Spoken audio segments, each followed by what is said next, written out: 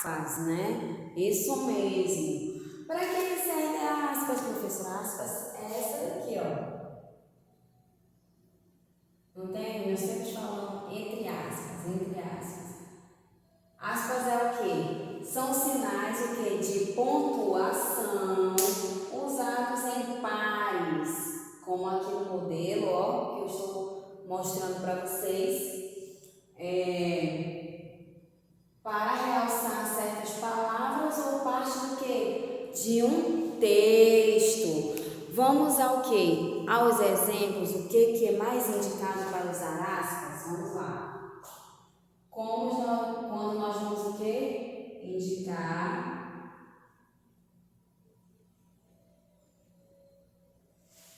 uma citação.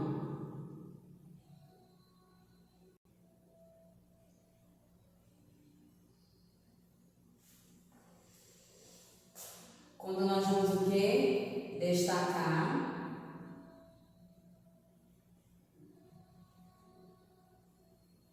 palavras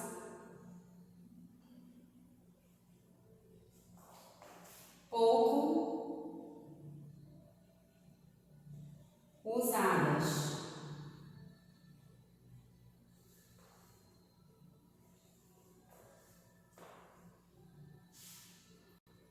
Indicar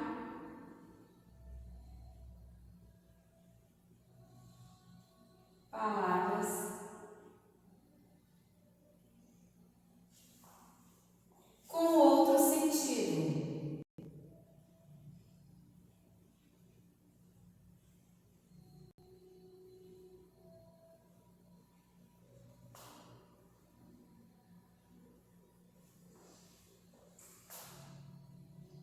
Ou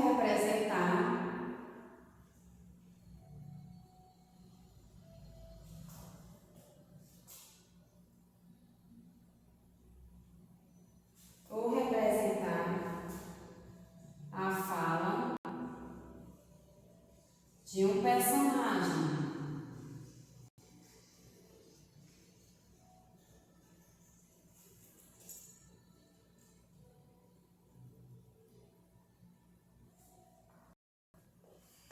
Ou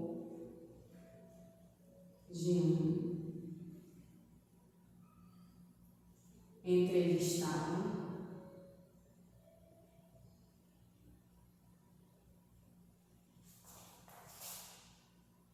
em jornais.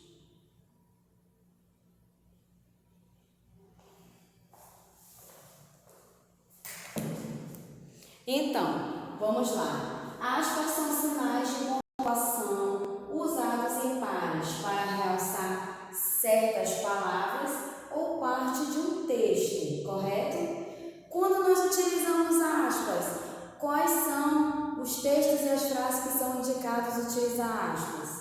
Quando é o que? Indica uma citação. Quando destaca palavras pouco usadas, quando indica palavras com outro sentido, quando representa a fala de um personagem ou de um entrevistado em textos jornalísticos. Então, essas são as maneiras, as frases, os textos que serão abordados, alguns trechos que você poderá estar utilizando aspas, ok? Então, nós fizemos uma atividade sobre aspas, né? Na primeira questão, analise os dois trechos em que as aspas foram usadas.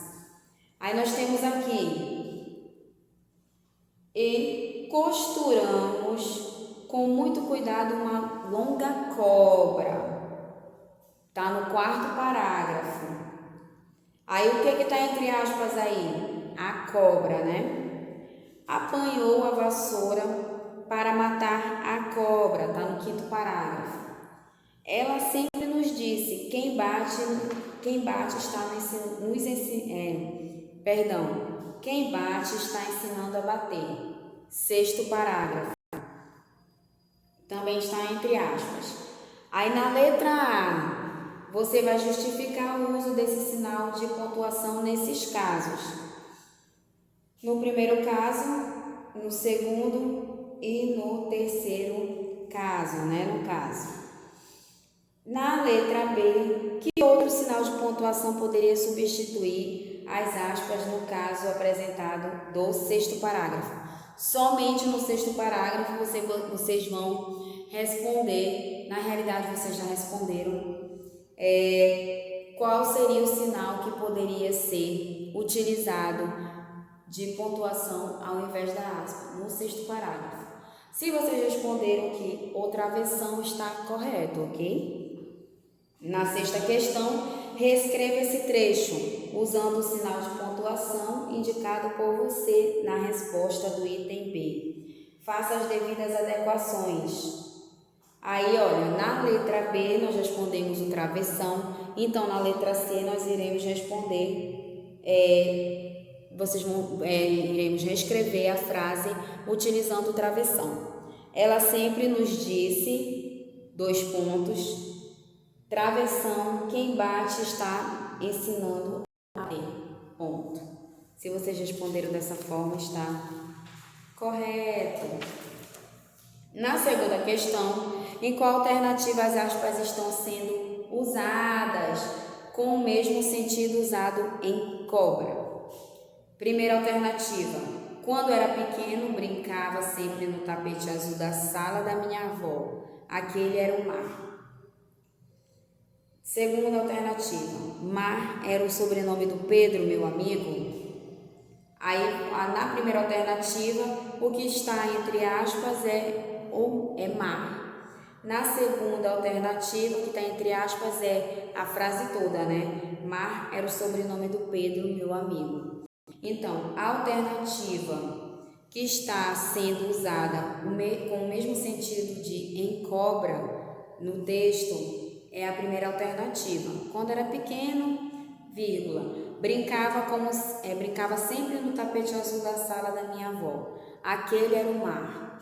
E essa é a alternativa correta. Se vocês marcaram essa alternativa, está ok.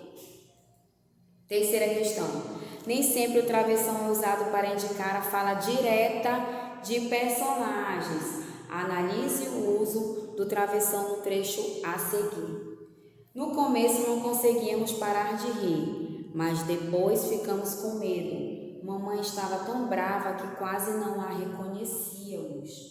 No começo não conseguíamos parar de rir, mas depois ficamos com medo. Mamãe estava tão brava que quase não a reconhecemos. Letra A. Explique por que foi usado o travessão. Letra B. Que outro sinal de pontuação poderia ser usado?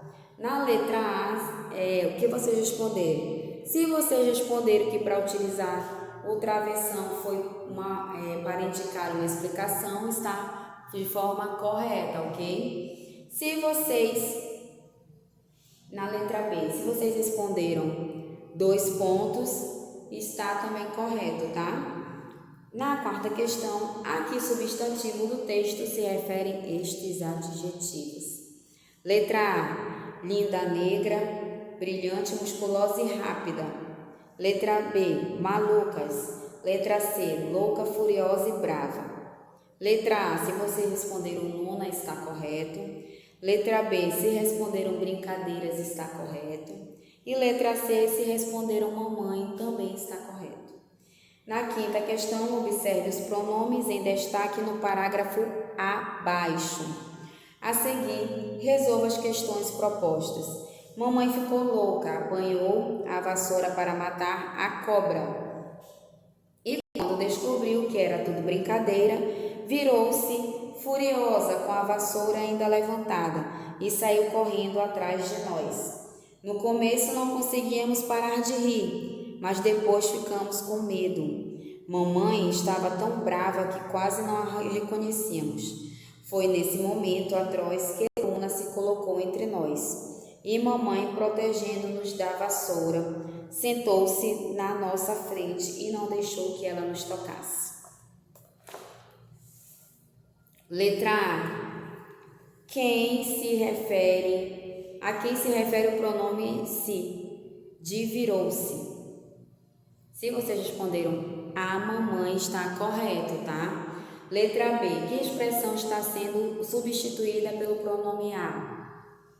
Mamãe. Isso quer dizer que está correto, se vocês responderam mamãe. Letra C. A quem se refere o pronome nos de protegendo-nos? Aí, se vocês responderam a narradora e a sua irmã, está também correto, tá? Letra D. A quem se refere o pronome se de sentou-se? Quem sentou-se? Luna, né? Então, está correto. Letra E. O pronome ela está no lugar de que palavra? Mamãe. Se vocês responderam mamãe, está correto. Agora vamos com atenção. Todos nós podemos ser heróis. Com base nesse pensamento, crie uma história em que você ajuda alguém a sair de uma situação bastante complicada. Para isso, você terá de usar sua imaginação, baseando-se nas seguintes questões: quando acontece a história? Onde se passam os fatos? Quem são os personagens? O que aconteceu para que o conflito da história se desencadeasse? Como tudo foi resolvido? Depois que a história estiver pronta, crie um título interessante para ela e mostre ao professor para que possíveis adequações e sugestões sejam feitas. Então, vocês vão criar um texto com todas essas observações. Depois vocês vão criar um título e nós vamos fazer todas aquelas adequações e sugestões para que fique um texto coerente, ok? Vamos lá. Na página 151, vamos falar sobre narrador personagem. O que é o narrador personagem, crianças? Relembrando que nós estamos fazendo apenas uma revisão, ok? Quando o narrador é um dos personagens da história, dizemos que é uma narrativa em primeira pessoa, em que são o quê? Usadas palavras como eu, meu, minha. Quando o narrador não é um personagem, chamamos o quê? De narrador observador. E são usadas palavras como ele, ela, seu, sua, entenderam? Na primeira questão, Fortunatella, a personagem do texto a seguir, foi convidada por seus primos para passear de burrico. Leia o texto e verifique o que ela aprendeu nesse passeio. O título do texto é O Valor do Verdadeiro e do Falso Amigo. Meus primos haviam ganhado do pai um burrico, muito engraçadinho, com o qual passeava para baixo e para cima das ladeiras, fazendo inveja às outras crianças. Passear para baixo e para cima era fácil na Saracena, já que a aldeia, toda rodeada dos antigos muros das fortificações antigas, tinha uma parte alta que terminava ao pé das montanhas e onde se viam ainda as ruínas do velho castelo dos príncipes que havia sido os donos da terra em tempos passados. Um dia, meus primos me convidaram para passear de burrico, com eles e com a prima Rina. Fiquei felicíssima e pedi licença para a vovó Catarina, que me recomendou muito cuidado. Como era ainda pequena e não sabia montar sozinha, os primos me puseram na garupa atrás de Rina. Nós duas começamos a andar gloriosamente rumo às ladeiras, que iam dar na estradinha que ficava fora dos muros da aldeia, e se dirigia ao convento dos padres. Aí aqui vocês podem observar a imagem, né? Relembrando que é apenas uma revisão. Os meninos nos acompanhavam a pé, fazendo a maior algazarra e judiando do burrico, que chicoteava sem a menor necessidade. Com justa razão, numa certa hora, o bicho protestou, esperneando, e Rina caiu por milagre, que não sei explicar até hoje. Fiquei agarrada ao lombo do animal como um carrapato. Para que? Foi o bastante para que meus primos gritassem furiosamente comigo, acusando-me de ter empurrado Rina para baixo da garupa. Eu quis me defender, dizer que era tudo mentira e que, se fosse verdade, eu confessaria, mas não adiantou nada. Eles não acreditaram em mim, me fizeram apear, berrando nos meus ouvidos como se também me chicoteassem. Foi você, Fortunatella, foi você. Comecei a chorar, olhando para o burrico que sacudia continuamente as orelhas, como se estivesse dizendo para os meninos com de mim: não foi ela, não, fui eu. Mas meus primos nem deram atenção ao burrico e, para se vingarem, resolveram impor-me um castigo. Para pagar a sua culpa, você tem de ir comprar um caderno no armazém do seu Alfonso. Embora não fosse culpada, achei o castigo fácil e resolvi obedecer para continuar a brincar de montaria. Meus primos me deram uma moedinha e eu fui sem desconfiar de nada. Entrei no armazém e disse: seu Alfonso, eu quero um caderno bem bonito. E estendi a moeda. O velho Alfonso, muito desconfiado porque minha avó nunca me mandava fazer compras, pegou a moeda, virou-a e revirou-a na palma da mão e sumiu nos fundos do armazém sem dizer uma única palavra. Vai ver, ele está procurando o caderno mais bonito que tem. Pensei eu, muito orgulhosa, achando que os primos iam ficar satisfeitos com o meu serviço. E o burrico, meu amigo, muito mais ainda. Enquanto eu esperava, porém, ouvi um barulho muito forte lá dentro, assim como as batidas do ferreiro que, todas as manhãs e todas as tardes, arrumava a ferradura dos cascos dos cavalos. A aldeia era uma família só, e naquele dia acho que seu Alfonso, muito amigo do vovô Vicenzo, resolveu me dar uma lição. Quando voltou ao salão da frente do armazém, jogou a moeda em minha mão. Apanhei-a e soltei um grito de dor. Era uma placa de latão que, achatada pelas marteladas que levara, ardia como ferro em brasa. Na minha mão nascia uma bolha, enquanto eu, de rosto vermelho de espanto, ouvia seu Alfonso. Fortunatella, nunca mais engane ninguém, que é muito feio. Vou contar a seu avô que você quis me passar a perna me dando uma moeda falsa. Saí chorando do armazém e fui ao encontro dos meus primos que riam. Foi então que compreendi. Eles haviam se vingado de mim por causa do tombo da Rina, ou teria sido por causa do ciúme e da inveja que sempre haviam sentido do amor que vovô Vicenzo e vovó Catarina me davam. Só sei que, naquele momento, olhando para aquela latinha redonda e amassada ali no chão e olhando para o bicho pensativo que olhava para mim com um ar que parecia de piedade, eu estava começando a compreender que não há moeda mais falsa no mundo do que uma falsa amizade. Nunca mais fui brincar com meus primos desleais.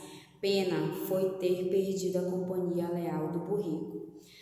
Na segunda questão, vocês iriam responder: quem narra essa história criada por Ilka Brunhilde Laureto?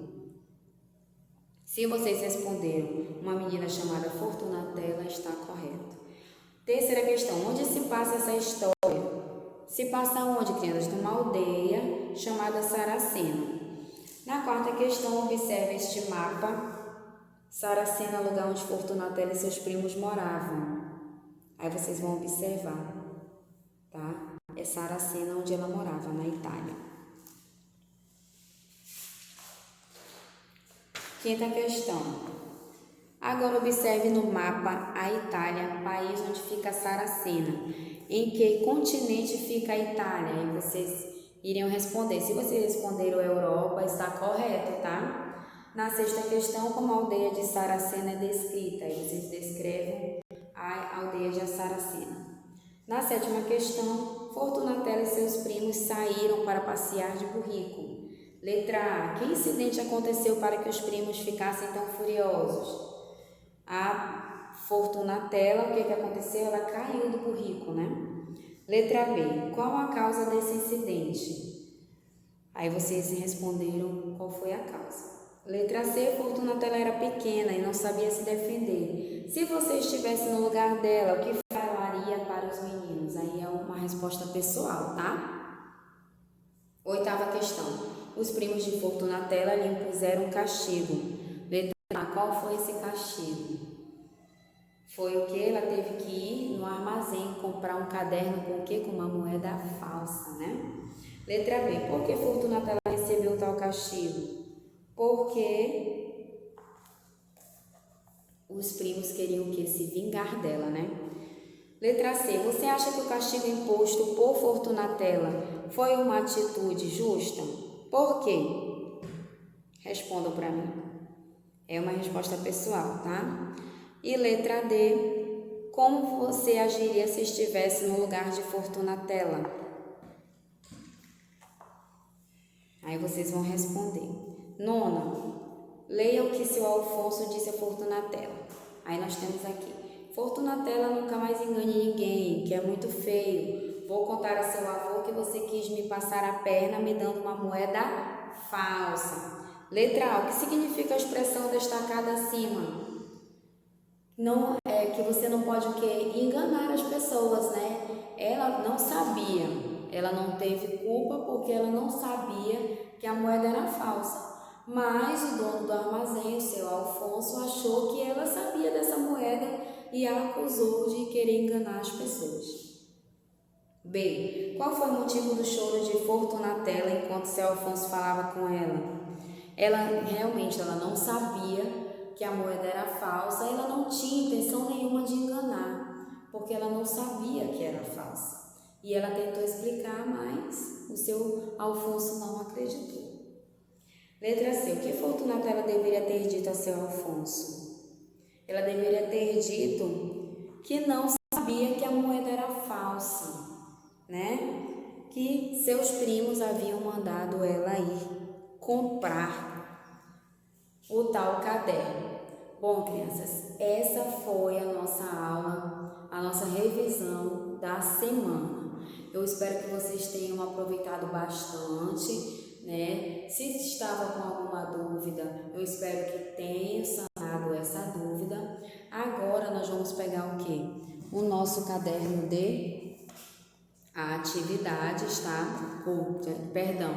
De exercício, esse aqui, e vamos abrir na página 62. É a nossa atividade para casa.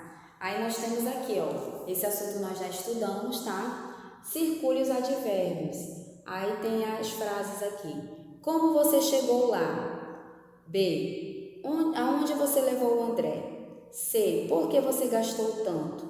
D. Quando José partiu? E. Quero saber por que você não veio. F. Onde você comprou este coelho? Terceira questão. Sublinhe e destaque as locuções adverbiais. A. De longe avistei meu pai. B. De vez em quando Maria aparece. C. O homem pisou no meu pé. De propósito. D. Ele resolveu o problema com calma. E. Em breve voltarei para Maceió. F. De maneira alguma quero ofendê-lo. G. O diretor respondeu com educação, os meninos entraram em silêncio. I. Papai faz tudo com tranquilidade. Quarta questão. Complete as frases com o advérbio do quadro abaixo. No quadro abaixo nós temos mal, tarde, jamais, muitíssimo, sempre, demais, cuidadosamente, bastante, amanhã. Aí vocês vão completar a letra A, B, C, D até a letra H. Na quinta questão, faça a correspondência. Vocês vão, na primeira coluna tem agora, hoje e amanhã como número 1, longe, perto e acima como número 2, 3, talvez, dê certo e provavelmente, 4, nunca, não e jamais, 5, muito, pouco e bastante, 6, sim, certamente. Aí vocês vão fazer essa correspondência. Bom, crianças, essa foi a nossa aula de hoje. Eu espero que todos tenham realmente aproveitado, tá? Sanado todas as suas dúvidas. E a professora Redman vai ficando por aqui. Até a próxima!